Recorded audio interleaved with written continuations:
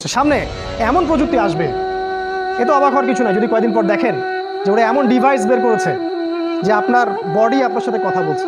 অবাক হওয়ার কিছু নেই। যদি আপনারা শোনেন কিয়ামতের মাঠে, যদি শোনেন কিয়ামতের মাঠে সব তো স্পষ্ট হয়ে যাবে, হবে না? কিয়ামতের মাঠে যদি শোনেন এই করোনা ভাইরাসটা মানুষের সৃষ্টি করা ভাইরাস, অবাক হবেন না। আপনি অবাক হতে পারেন, আমি অবাক হব না। যদি আপনি শোনেন কিয়ামতের মাঠে এর পিছনেও ওদের হাত আছে, আপনি অবাক হতে পারেন, আমি অবাক হব না।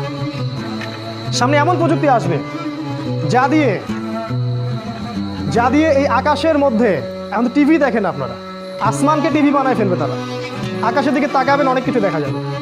সেখানে দেখবেন একজন ব্যক্তি এসে বলছে, আমি মাসিহ, আমার আনুগত্য করো। বাংলাদেশের মানুষ ল্যাংটা পীরের পিছনে দৌড়ে না?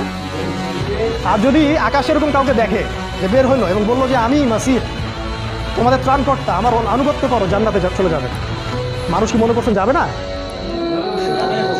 বহু মানুষ আছে সব এক চোখা। এক চোখা মানে ভিতরের চোখটা অন্ধ, ভিতরের চোখটা কি খালি বাইরের চোখ দিয়ে দেখে। ওরা বিশ্বের মিডিয়া নিয়ন্ত্রণ করছে। সামনে এমন প্রযুক্তি আসবে যে প্রযুক্তিগুলো আপনাদের কল্পনার বাইরে। তবে এটাও বলছি, এই প্রযুক্তিগুলো আসার পরে একটা সময় আসবে যখন প্রযুক্তি বলে কিছুই থাকবে না।